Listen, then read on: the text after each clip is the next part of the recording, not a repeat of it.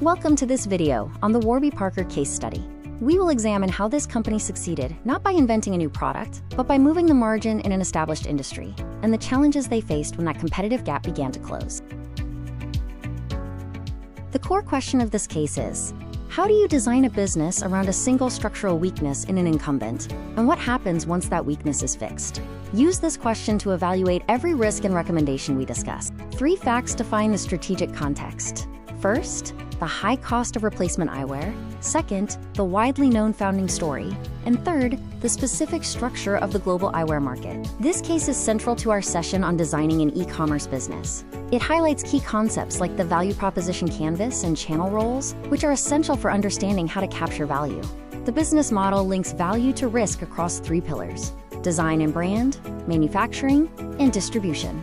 Each area involves specific trade-offs regarding control, cost, and commitment. To overcome the barrier of selling glasses online without a physical try-on, Warby Parker implemented a specific operating mechanism. This feedback loop guides customers from choosing frames to ordering their final prescription. Rivals face more than just a technology gap.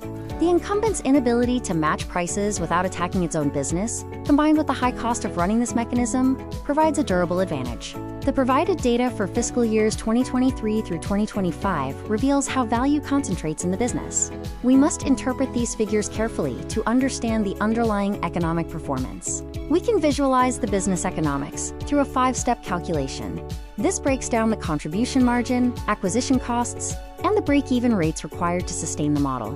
It is important to remember that measurement is not causality.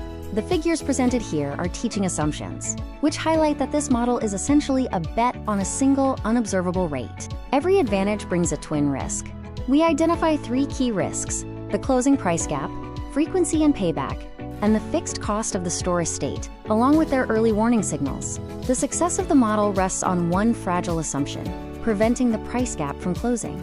Monitoring rising acquisition costs is a crucial signal for potential failure. When transferring these lessons to a market like Vietnam, we must compare the underlying conditions. The challenges here are different, requiring us to recompute the economics before applying the model.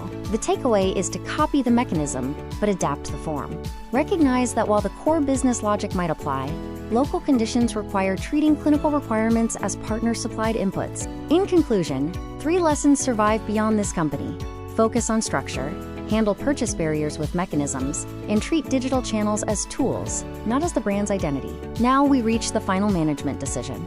The team must prioritize structure over product and test the model against specific risks and local market conditions. Our open question for this video is to explain the economic logic behind the home try-on program, which, despite high costs, sustained the company for 15 years. This final slide lists the references and data sources used for our analysis, including performance results and market data.